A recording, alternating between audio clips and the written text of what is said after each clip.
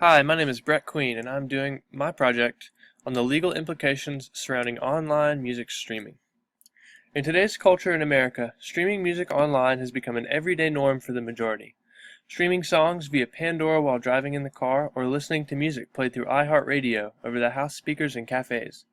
Streaming for free or even paying monthly for a commercial fee unlimited access service like Spotify Premium is cheaper than consistently purchasing one or two full-length digital albums a month. Pandora has over 77 million users, and Groove Music offers over 40 million tracks. But are the musicians and artists who create this content getting paid the money they deserve in today's rapidly evolving world of digital media and copyright? Well, let's take a look at first, what is copyright law?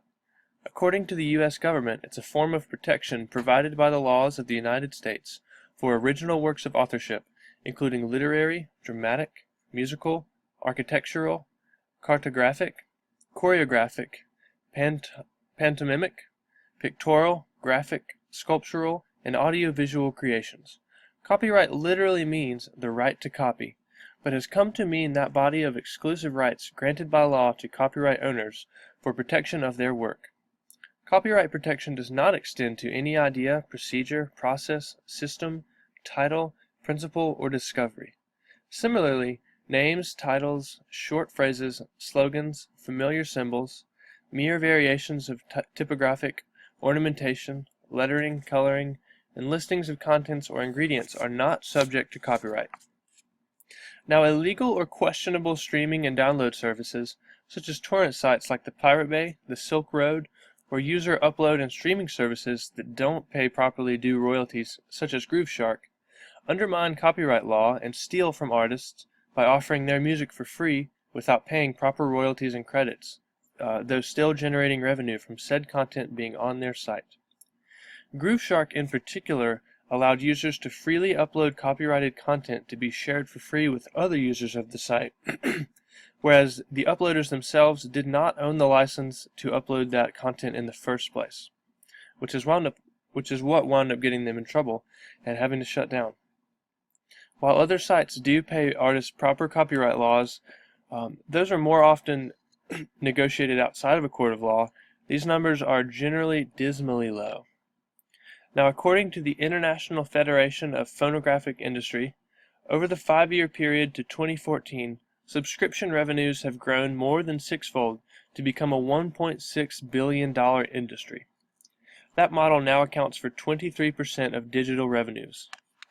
Now, Spotify pays an artist half a cent for every time a consumer streams one of their songs for 30 seconds or more, and Pandora pays an artist roughly 14% of 1 cent per song. Now, these numbers appear to be dismally low, though artists like Mark Ronson, whose hit Uptown Funk generated over 100,000 a week from streaming revenue from Spotify during its time in the global top 200 list, certainly benefit. But Taylor Swift, on the other hand, has pulled all of her songs except one off of Spotify, saying to the Wall Street Journal that piracy, file sharing, and streaming have shrunk the numbers of paid album sales drastically, and every artist has handled this blow differently. It's my opinion that music should not be free, and my prediction is that individual artists and their labels will someday decide what an album's price point is. I hope that they don't underestimate themselves or undervalue their art. And that's what Taylor has to say on the matter. While things may not look very good for musicians, there is still much to be done, and there are those who are continuing to fight for the starving artist. Now, a couple things that can be done just to help artists get paid more and get paid what they deserve for their music is that things that will help are going to be strong copyright protections in the digital age of music will give artists the choice of how they want to be compensated for their works, which is a big step forward from the times when labels dictated what minuscule royalties artists were to receive. The impoverished lives of musicians who never made it to stardom under the old system is surely a fatal distinctive to some talented would-be musicians who would rather not end up working 2 or 3 dead-end jobs to pay the record deal lottery. And the record deal lottery is essentially just your odds at getting a record deal with a big record company like Capitol Records or like Sony Music, or one of those big ones that's guarantees that your song is going to be heard worldwide, and they're going to make a lot of money off of your music, though you may not necessarily see much of that money. A good example of that would be Creedence Clearwater Revival. They had not the best record deal, and they wound up seeing a very small percentage of some of their biggest hits that are just household songs here in the South. Another big one is going to be to raise the reasonable standard of living for musicians. And that takes place in the lives of you and me, the consumer, who make a stand for artists to be paid more than what streaming services determine they should be paid.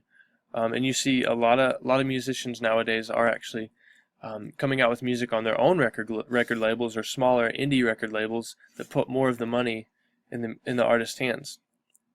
Now, keeping copyrights not only means the possibility of multiple streams of royalty revenues for the artists' lives, it means incomes for their estates up to 70 years after they pass away. And artists don't even have to choose to, when they hang on to their own copyrights, they don't have to choose to receive that money. They could choose to give it to a charity. They could choose to give it to whoever they would like. But the big point is to give artists a choice. A lot of artists in the past, a lot of big classic rock groups didn't have a choice because they were on big record labels, so those big record labels were making the choices for them. And they chose to send a lot of that money back into their own pockets. Another big one is music distributors such as CD Baby, TuneCore, The Music Bed, and dozens of others are a subscription service that fights for artists to collect royalties earned every time their music is downloaded, streamed, shared, or distributed in any way. I actually have a roommate and some close friends who have music distributed through The Music Bed, and what that is it's a database for filmmakers to use music in their films, and The Music Bed ensures that royalties get paid to these artists. And so my roommate and friends, literally my house rent is paid because of The Music Bed ensures that Benjamin James gets the money that he's due for the work that he's created. And most of these subscription services work to where they do all the legal work, but you pay a monthly fee to ensure, basically to pay them for their services. And the biggest one, in my opinion, that's most important is for artists to read the fine print when they sign any contract of any kind. Because if they don't know what they're signing, then when you see $2 in your account and $200,000 in the record label's account, and you go to argue it and they show you in the fine print, oh, it was right there all along, there's nothing you can do about that. So I would encourage all artists to read the fine print of any contract ever that they decide to sign. Now, streaming pays better than traditional CD sales, though in a different way. When an artist sells a $10 CD, they earn that amount one time, though when the consumer streams a song or an entire CD on Spotify, the artist earns money each time the song is played. Now, it's uncertain which is the fairest and most equal method of payment to artists whose music is listed online, though it is certain that a change must be made. Now, music licensing and distribution platforms such as CD Baby, TuneCore, Music Bed, and dozens of other companies out there, what those companies do is that music licensing is intended to ensure that the owner of copyrights on musical works are compensated for certain uses of their work. A purchaser, anyone who purchases that music or purchases that license to use their music in maybe a film, only has limited rights to use the work without a separate agreement. So if an individual buys one license for a song to use it once, it would be specifically for their purpose, whether it be in a film, in a music video, to play over the loudspeakers, for example, maybe at Carowinds. Something like that is why companies buy licenses, so they can legally not duplicate, but legally use that work. Now, distributors coordinate and keep track of where, who, when, and how much an artist's music is used in the world. It ensures that individuals pay the proper amounts for doing so. I hope I've made it clear that the Copyright Act of 1976 is well outdated and is not up to speed, and many artists today are actually losing money because of how outdated that Copyright Act is, though it still helps a little bit for artists. Thankfully, Obama has committed to updating updating that Copyright Act, and hopefully in time we'll see that come to fruition. Though until then, I suspect that we'll continue to see more and more artists and more albums being done through crowdfunding websites like Indiegogo or Kickstarter, because those websites generally put a lot of the power into the musician's hands. They don't have to get bank loans.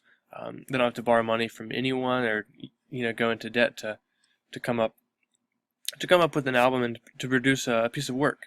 You give them the money and you get the perks, and so therefore they don't have to sign a record deal or anything else if they choose to do so. I hope you've learned a lot about this, and I hope the next time that you stream a song you consider using a streaming service or paying full price for a song to bless the artist and pay them in full. Thank you very much.